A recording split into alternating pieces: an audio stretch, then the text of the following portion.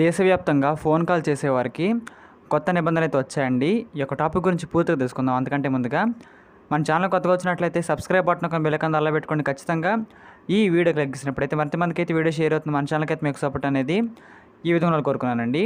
ఇక్కడ మనం చూసినట్లయితే దేశవ్యాప్తంగా ఫోన్ కాల్ చేసేవారికి అయితే కొత్త నిబంధనలు మనకైతే ఇక్కడ రావడం జరిగిందండి. ఈ యొక్క టాపిక్లో చూసినట్లయితే ట్రాయ్ ఎట్టకేలకు దేశవ్యాప్తంగా మనకైతే కొత్త నిబంధనలు రావడం జరిగిందండి. ఇక్కడ యొక్క టాపిక్లో మనం చూసినట్లయితే ట్రాయ్ ఇటీవల భారతదేశంలోని ప్రముఖ టెలికాం కంపెనీలకైతే కాలర్ ఐడిని మనకైతే అమలు చేయాల్సిన అవసరం అయితే మనకైతే ఇచ్చిందండి. కొత్త ఆదేశాన్ని అయితే జారీ చేయడం జరిగింది.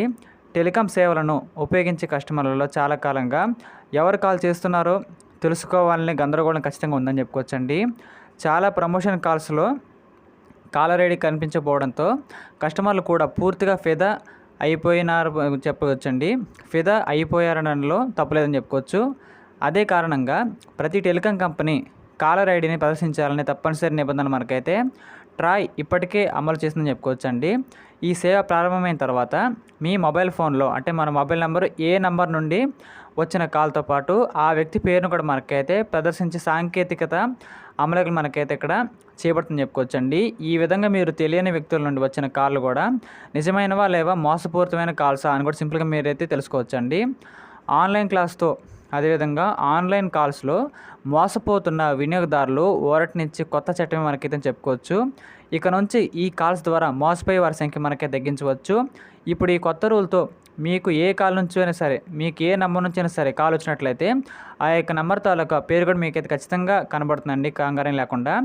ఆగస్టు 15 నాటికి ముంబై మరియు హర్యానాలో మొదటిసారిగా యొక్క నిబంధన మనకైతే చేయబోతున్నారు. లేదా ఈ కొత్త సేవను అమలు చేయాల్సిన ఇప్పటికే నిర్ణయం తీసుకోబడింది కాబట్టి త్వరలో చేస్తారండి. ఇంకా అదేవిధంగా ఆగస్టు 15లోగా ఈ పరీక్షలన్నీ పూర్తి చేసి భారతదేశం మొత్తం ఈ నిబంధనలను అమలు చేసేందుకు కసరత్తు జరుగుతుందని మనకైతే టెలికాం విభాగం ఇప్పుడు తెలుసుకుందని చెప్పుకోవచ్చండి.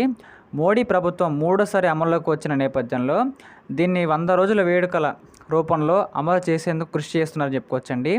కేంద్ర మంత్రి అశ్విని వైష్ణవ్ తెలిపిన వివరాల ప్రకారం ఇక నుంచి ఎలాంటి కాల్స్ వచ్చినా అది ఎవరి నుంచి వచ్చిందో బండ్రు కూడా మనకైతే పూర్తి వివరాలు ఖచ్చితంగా పొందవచ్చని చెప్పారండి.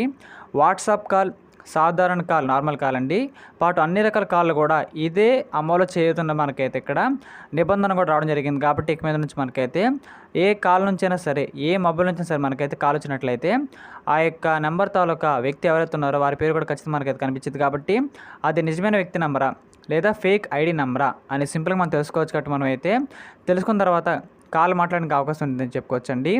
ఇలాంటి మరిన్ని కరెంట్ అఫైర్స్ కోసం మన ఛానల్ని లైక్ చేయండి, షేర్ చేయండి, సబ్స్క్రైబ్ చేయండి ఖచ్చితంగా. Thank you.